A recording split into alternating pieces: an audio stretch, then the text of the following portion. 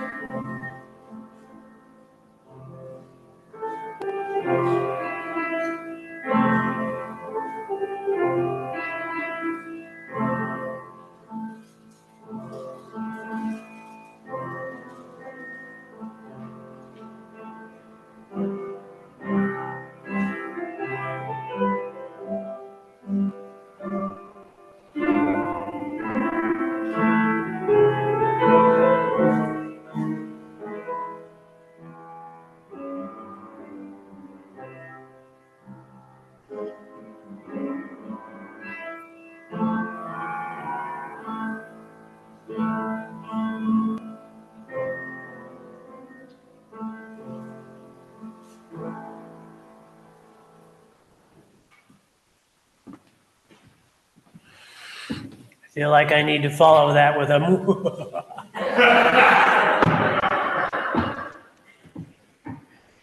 Good morning. It's so good to actually be here. I feel like I've only been here on Zoom, so it's a whole new experience, and I appreciate you not doing that. Okay. Welcome to the Unitarian Church of Fall River. My name is Reverend Ken Langer, and I am the minister of the Barre, Vermont Universalist Church in Barre, Vermont, and I am honored to be here with you today. Today is Sunday, October 26th. It's also Mother-in-Law Day. Do we have any mothers-in-law here? Give them a hand.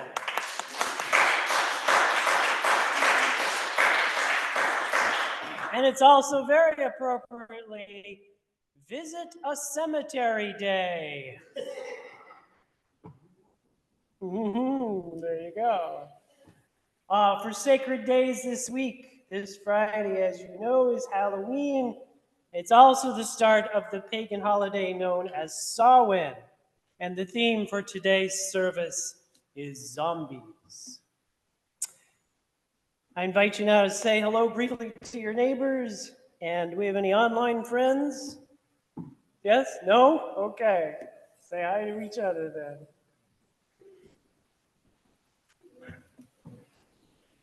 I see in my church you say that and it's just like, blah, blah, blah, blah, blah. I have to stop them and everything. So you're very, very nice. Okay. Our chalice lighting today is by Elizabeth Harding. And she writes, "We Unitarian Universalists don't drink from our chalice. Instead, we use it to hold the flame. The circle of the chalice helps keep the fire small. The flame doesn't blind us. It doesn't burn us. It gives us light. So we can see all the different things in the universe, even the invisible ones. Because the Unitarian Universalist flame is a light of learning and of illumination."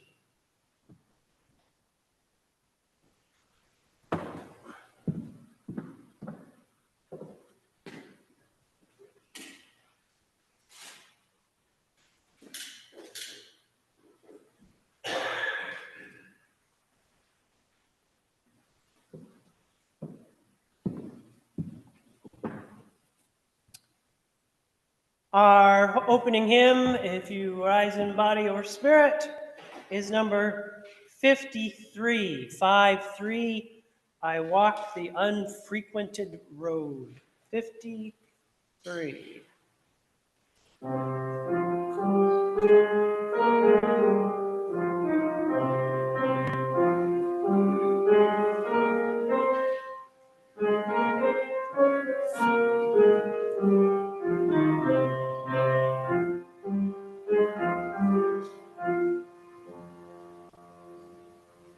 I walk the unfrequented road with eye open and ear.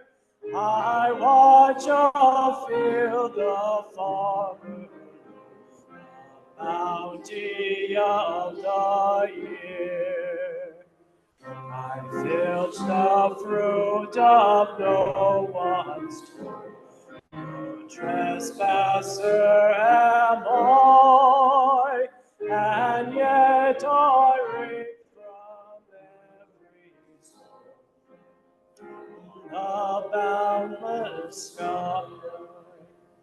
I filch the fruit I did not sow, and mind the mystic shape.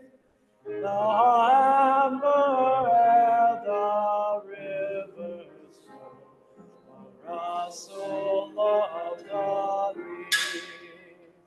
The beauty springtime comes all the quiet ways, and sweeter things the landscape, its veil of autumn haze.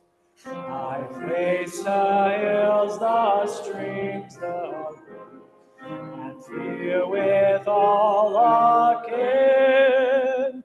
My heart expands therefore to truth, and peace and joy flow in. Please join for our affirmation. Love is the doctrine of this church. The quest of truth is its sacrament, and service is its prayer. To dwell together in peace, to seek knowledge in freedom, to serve human need, to the end that all souls shall grow into harmony with the divine.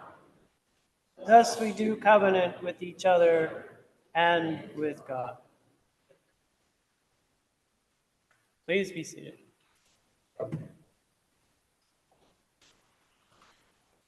Are there any announcements at this time?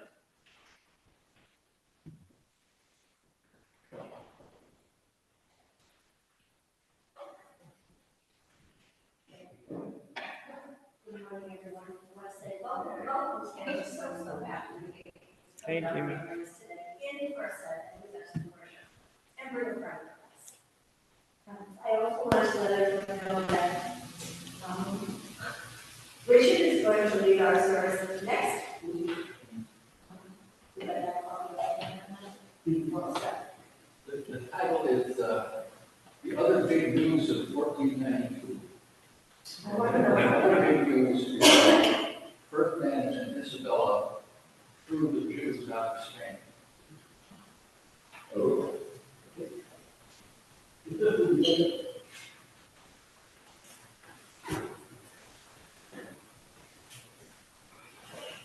Good morning, everybody. After we're done, I have some petitions for some things that are yet on the ballot. Some you might have signed already, but you haven't. I've got like rent control, same-day voter registration. You have to be a Colorado resident? No, I have sheets for different areas around here to be registered voter. Yes. Thank you.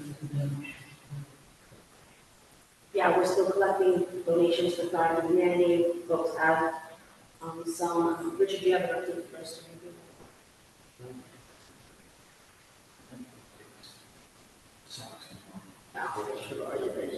Yeah, so the same stuff that she was asking for before.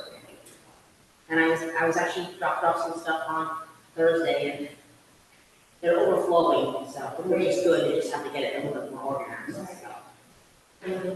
Yeah.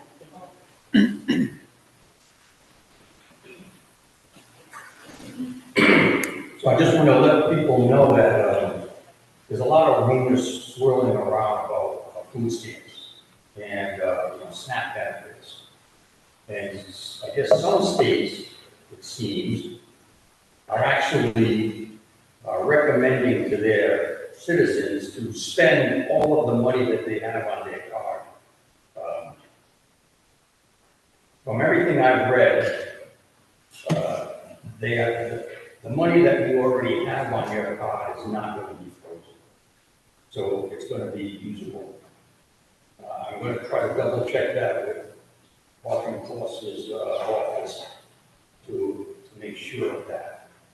One of the things, like for example, in Massachusetts, the reason why I'm cautioning people, if you know anybody that has SNAP benefits or you have SNAP benefits, you need your SNAP benefits in order to utilize the Healthy Incentive Program, which is $40 a month of essentially free fruits and vegetables from a farmer's market, from a farm or cooperative.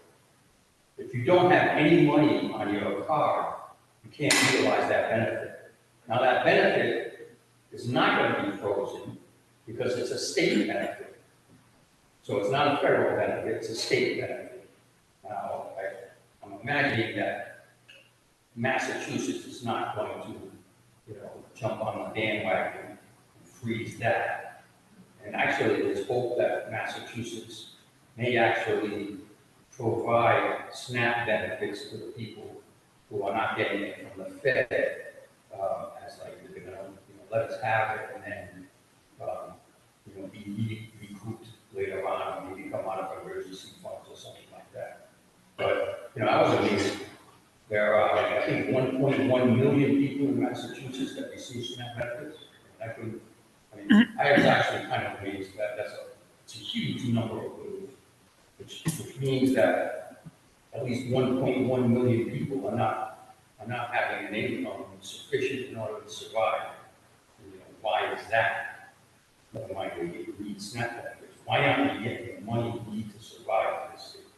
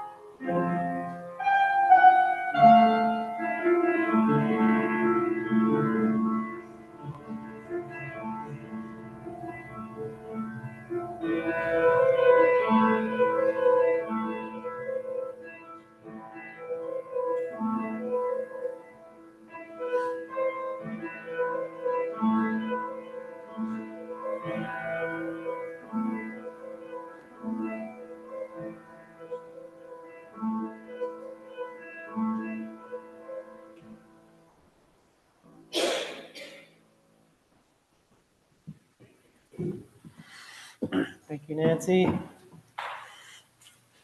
Our invocation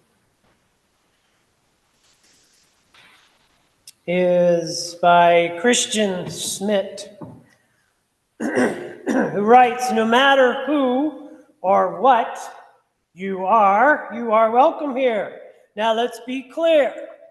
Here we welcome goblins and ghouls, saints and sinners, angels and devils, zombies and werewolves, vampires and witches.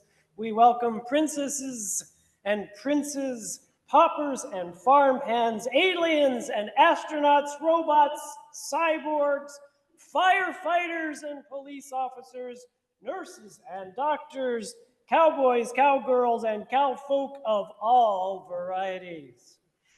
We welcome Superman, Wonder Woman, Black Panther, Batman, Spider-Man, Black Widow, and Thor. Indeed, we welcome both superstars and superheroes. In short, we welcome people and monsters and all other manner of creatures. Here we welcome you no matter who or what you are.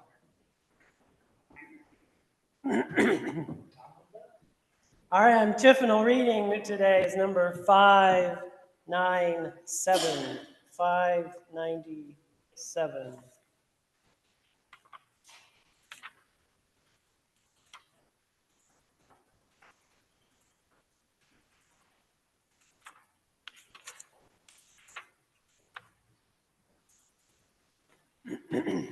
Never does hatred cease by hating in return.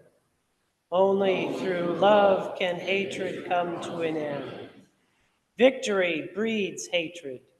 The conquered dwell in sorrow and resentment. They who give up all thought of victory or defeat may be calm and live happily at peace. Let us overcome violence by gentleness.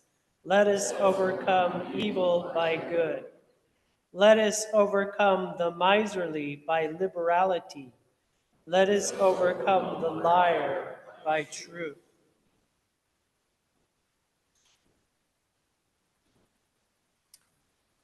Our prayer today is by Melissa Jeter, who writes, "We are grateful to be in the presence of one another.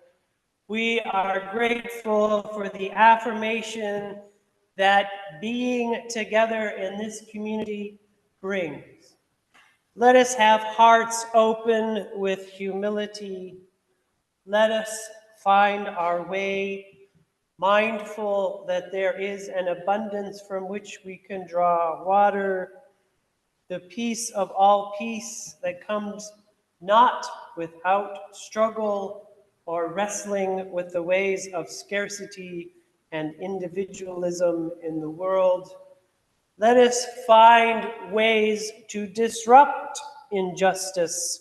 Let us find ways to accept one another while preserving our hearts. Let us go beyond thinking and suspend all judgment. May we be changed and held in love. May we recognize and receive grace for none of us alone has the answer. Please join me in body or spirit and rise as we sing number 123. Or do we not rise for the prayer one? Nope, okay. Stay where you are. 123.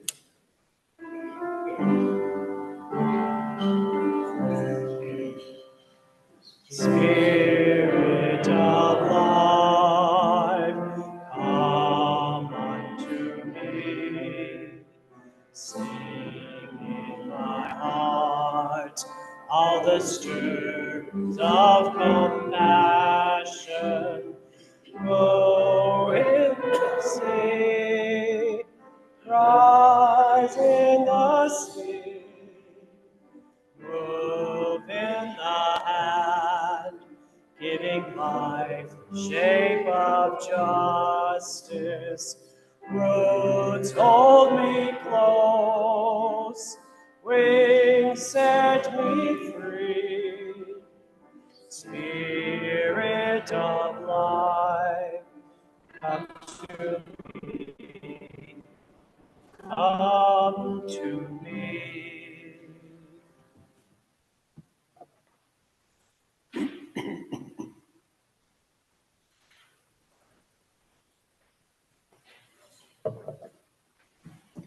A local theater was putting on a production, and they were selling tickets and advertising. And one day they got an email from a group looking to reserve several tickets for the evening's production.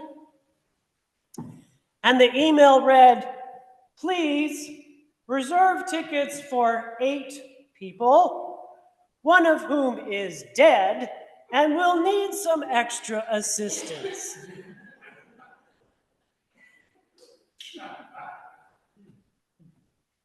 Fearing the worst, the theater called back those folks and said, "We don't quite understand. What assistance do you need?"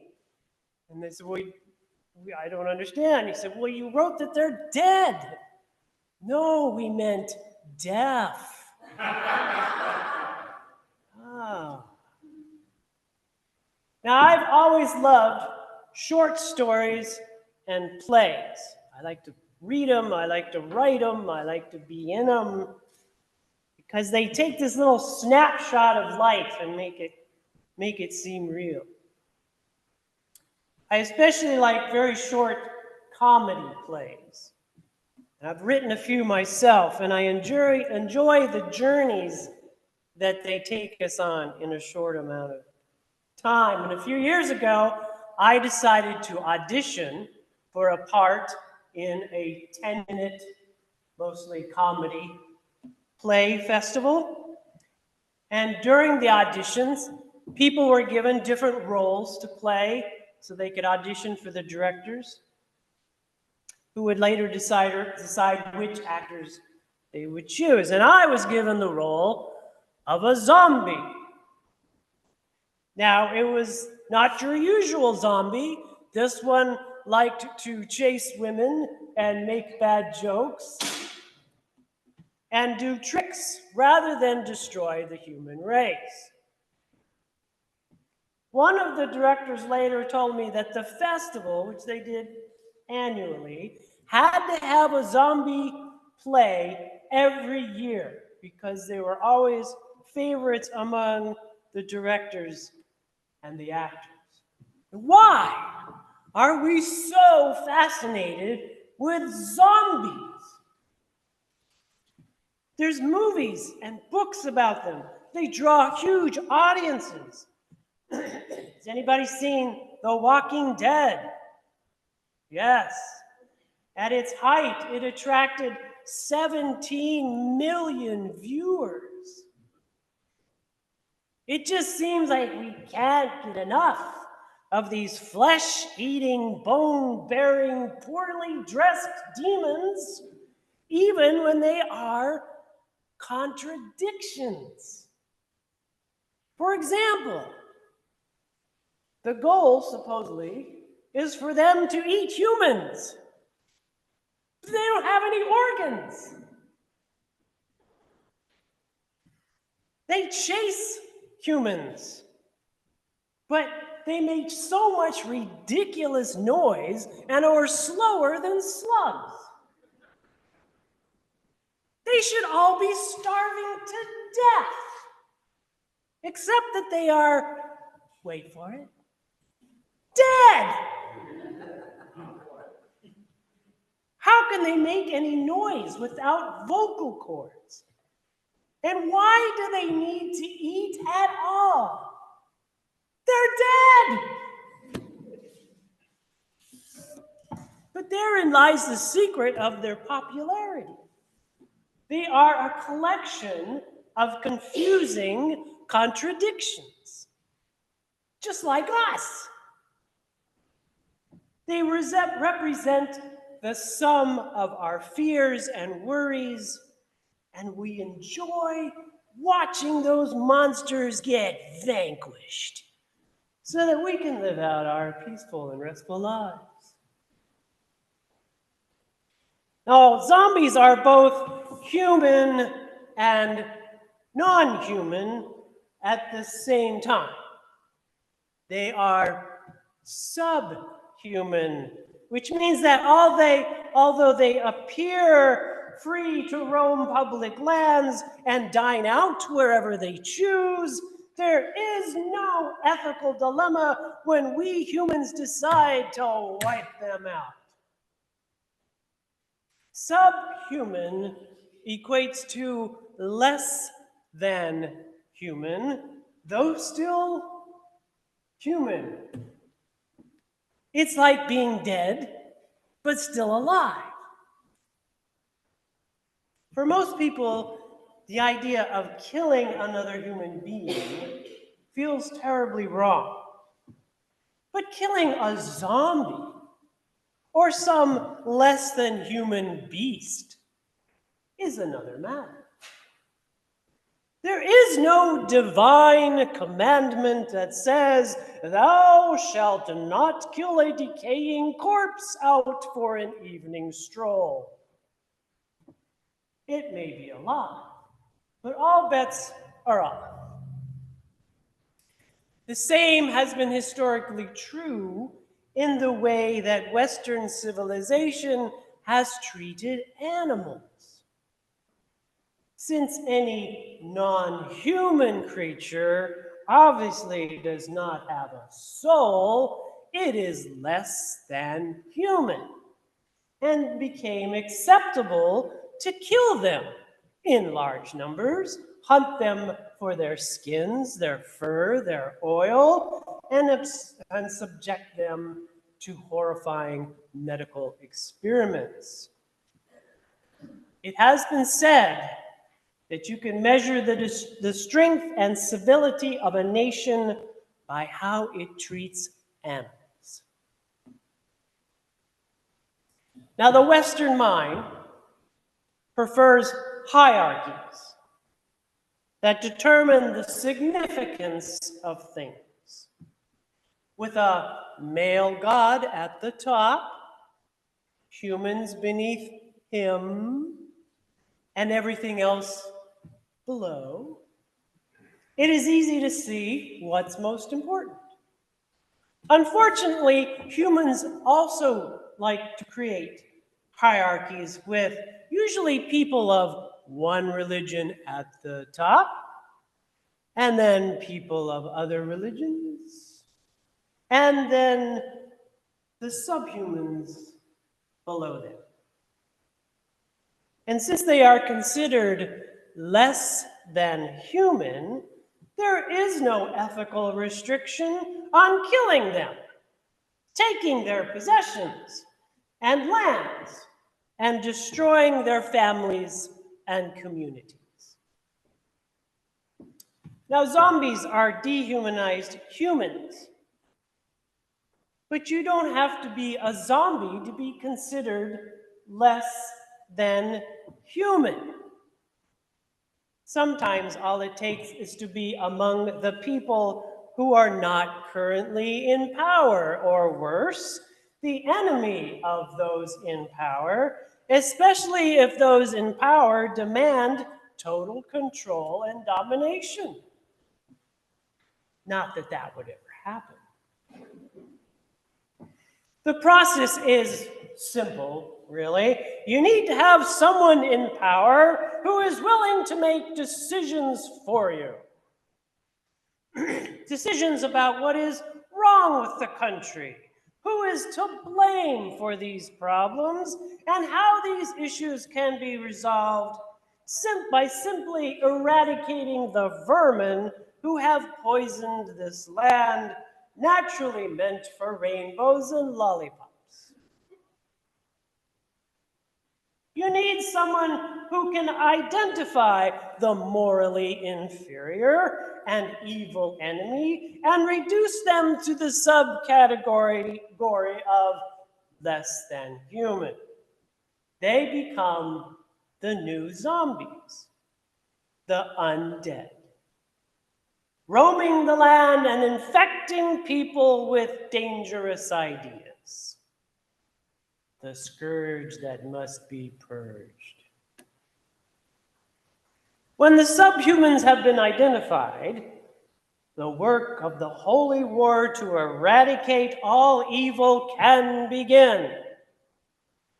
You will be morally justified in denying the enemy their basic human rights. For example, just recently, a senator declared that the residents of New York were all rats because they voted for a socialist candidate. There is a slight problem with all this simple solution, and that is, even though we sometimes don't see it, the world is slowly coming to the realization that basic human rights are rights for all people, something Unitarian Universalists have been saying for quite a while. That is to say that human rights are bestowed upon all people simply because they are human beings. In such a world, there is no subhuman. There are only those who make good choices and those who make bad choices. And dehumanizing others is always a bad choice. The idea that all humans have basic rights goes back centuries. From the Magna Carta, the English Bill of Rights, the French Bill of Rights, the American Bill of Rights. And finally, after the terrible horrors of World War II, the United Nations was formed and began working on an international declaration of human rights. All these documents make the same claims: that the rights of all human beings on this planet, regardless of origin, culture, or religion, are universal, inalienable, and interdependent. Universal means that they belong to all people, full stop.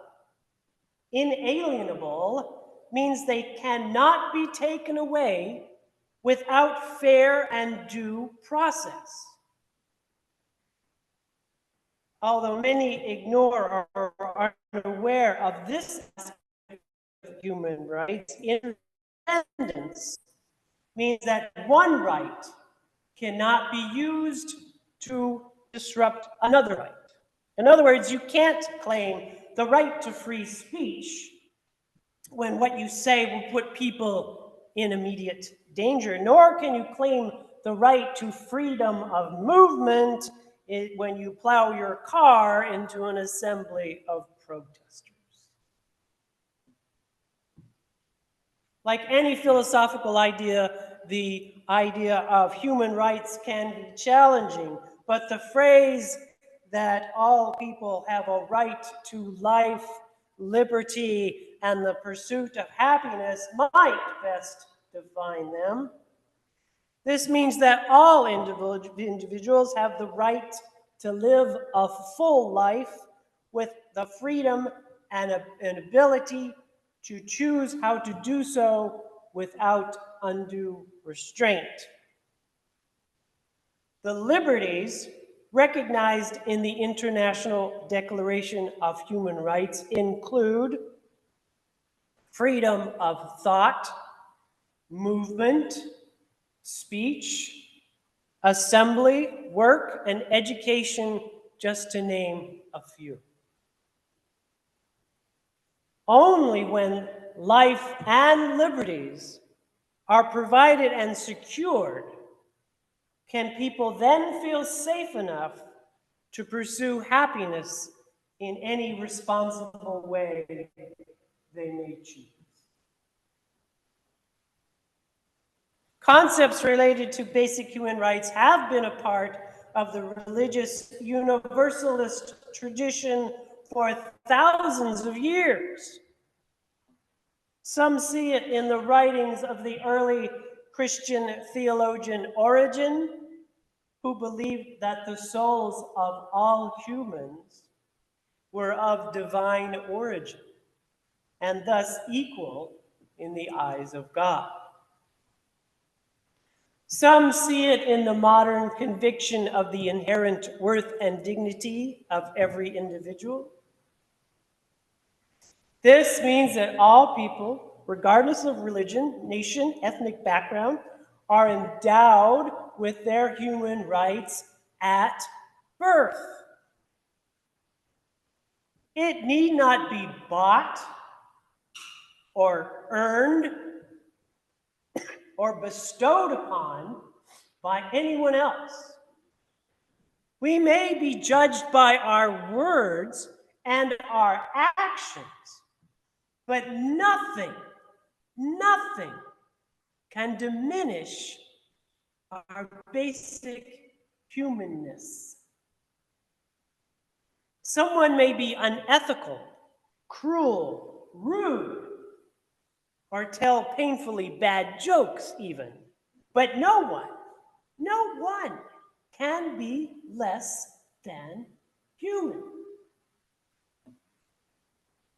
Anytime that is not the case, we set the stage for the unfettered release of atrocities that have plagued humanity for so many centuries.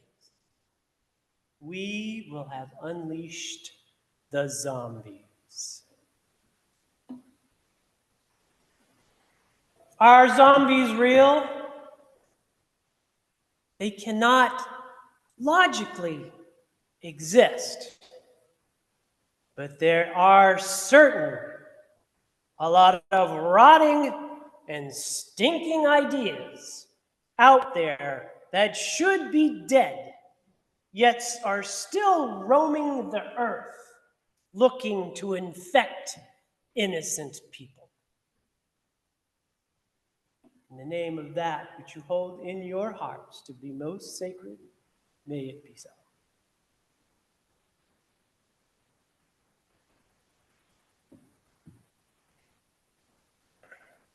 We are a free church, which means that we depend on the work and contributions of our members and friends to maintain our ministries, and to those who need support.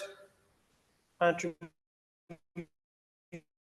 can be of money or time, but your participation is never dependent on either. Let us now offer our gifts for the sacred and important work of this community.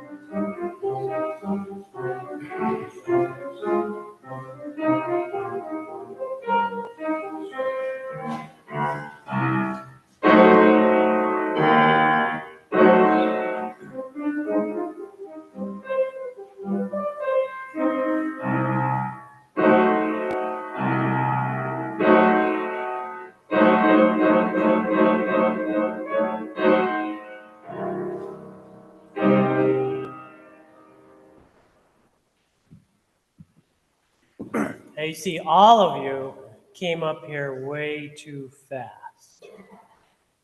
I was expecting.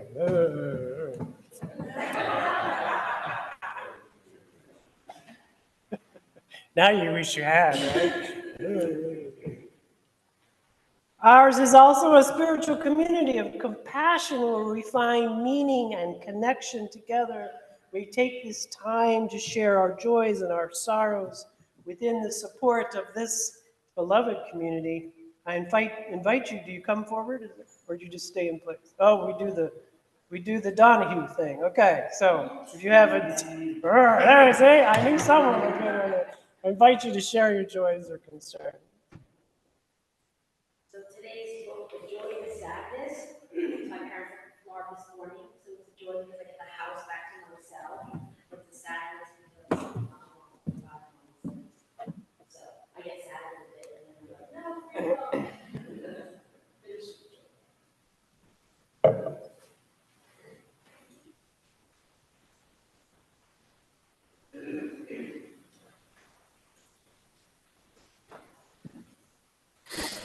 Richard gave me kind of a magazine this week, a Universalist monthly or bi-monthly thing. And there was a story in there about the guy that wrote our affirmation. Of course, I've forgotten his name already. But it turns out he was one of the last ministers at the Universalist Church in my hometown of Auckland, New York. And I'd never heard of the word Universalist growing up. It turns out this guy was a World War I draft resistor, and then was at this church for a little while right after that. And that may have been the end of the church, as far as I know. The church had been bought by the building had been bought by the Presbyterians who were across the street. And when I was growing up, I roller skated in the sanctuary. So sort of got airborne here and there. But, so I was actually inadvertently in the Universalist Church in Auckland. So,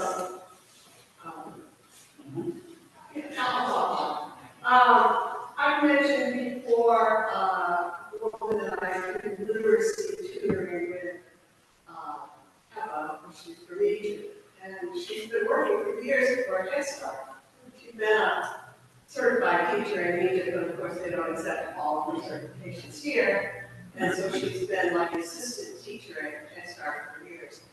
And I saw her yesterday, and she had just gotten notification that the Brockton Head Start facility will close a week from tomorrow unless this standoff, governmental standoff, resolves itself before then.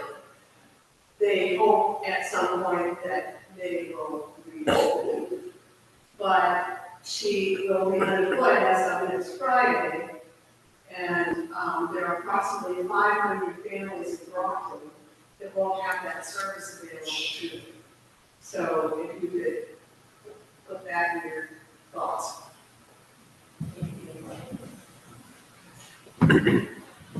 I have a joy and concern, which is my joy is every week being able to come here to this church and listen to the stories that I've never heard before.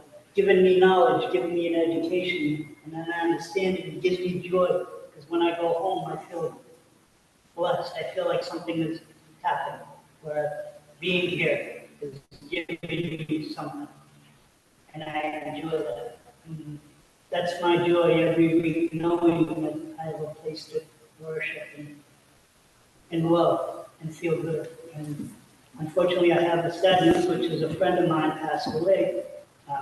Got hit by a drunk driver. I just found out yesterday that he was on his way to the supermarket and he never made it back. So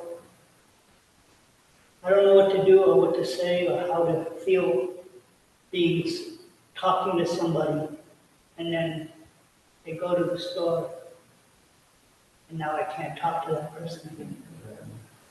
It's sad that somebody took a life because they decided to drink.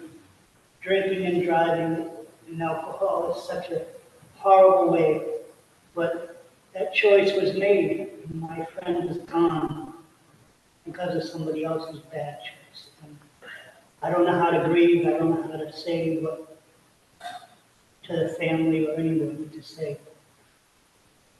It hurts, and I don't know how to release that.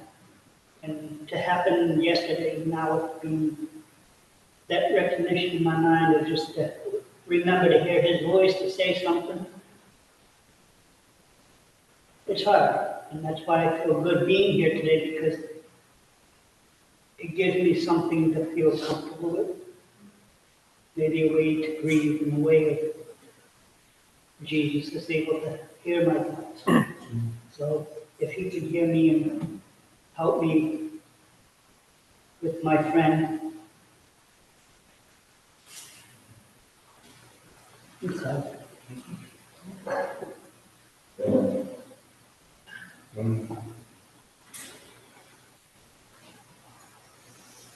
Yeah, I guess my biggest concern, and I don't know how to resolve it, is we now have $38 trillion in debt.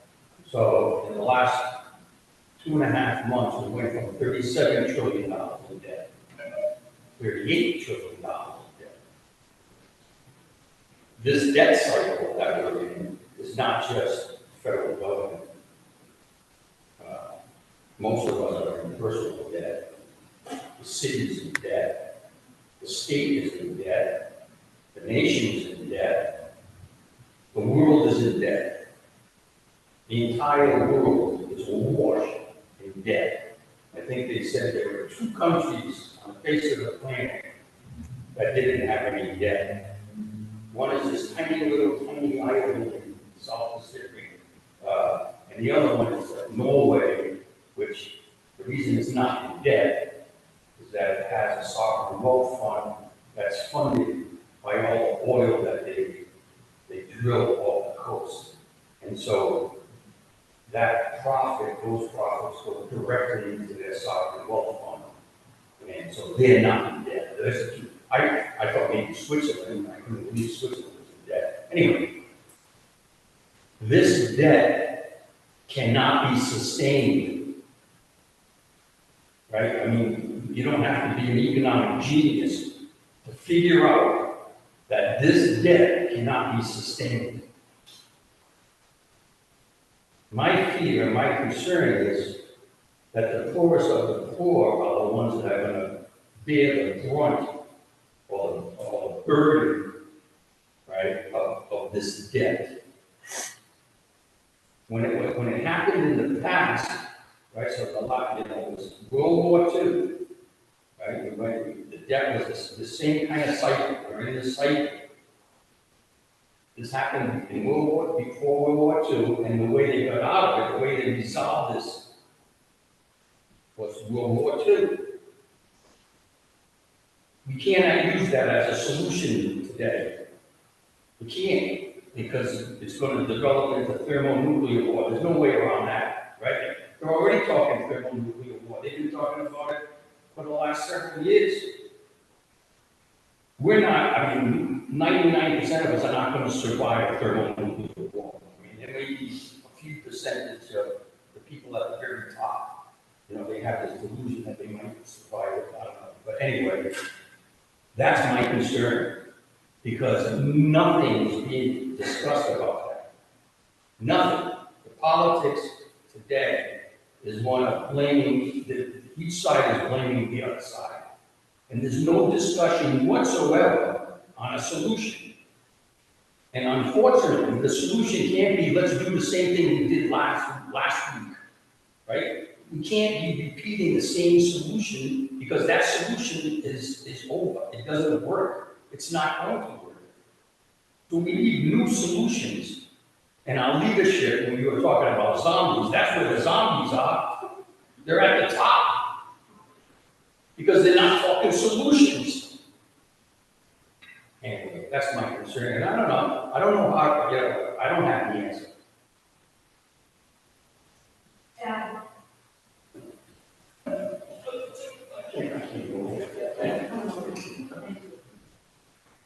so I just didn't want to let this opportunity pass without mentioning former Mayor Flanagan, Oh, who was badly injured in a stabbing this past week.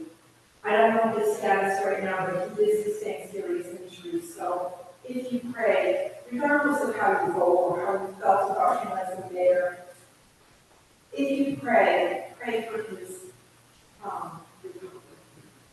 He's in my thoughts all the time.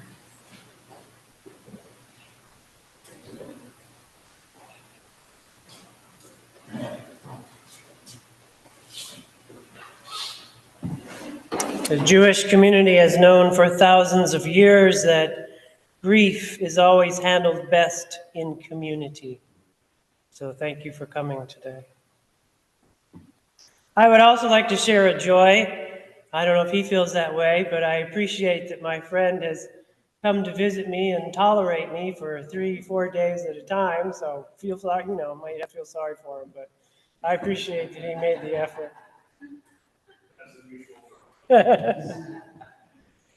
Our final hymn today, if you wish to join in body or spirit, is number 94, 94. What is this life? 94.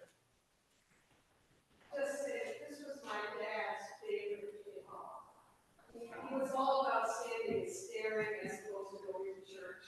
So, out in the blueberry patch.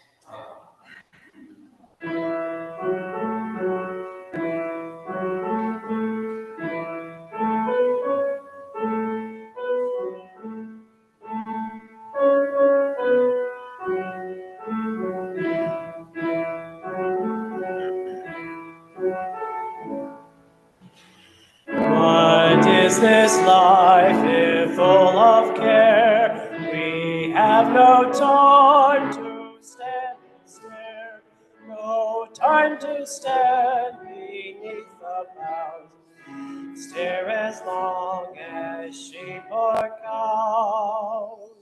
No time to see in woods we pass, where sparrows hide their nuts in grass. No time to see in broad daylight, rings full of stars like stars at night.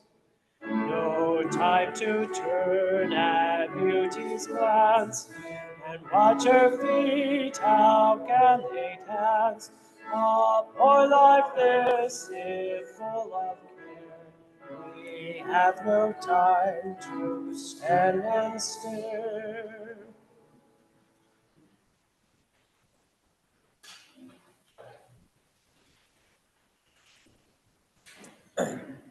You can be seated. Our closing words are by, and I hope I say her name correctly, Ma Teresa Tet Castillo Gallardo. And she writes, ultimate grace, free us from our hindrances, make invisible things visible, the voiceless heard.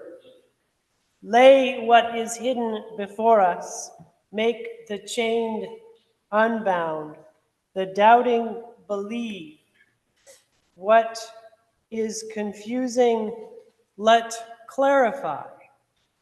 As hardened hearts grow soft to the touch, may we come in fullness with gratefulness, in faithfulness to one another.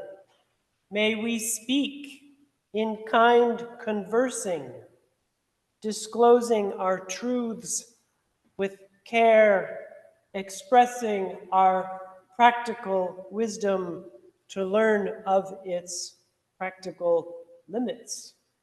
For the world was not meant to be possessed by a singular truth, but to be built together upon many revelations.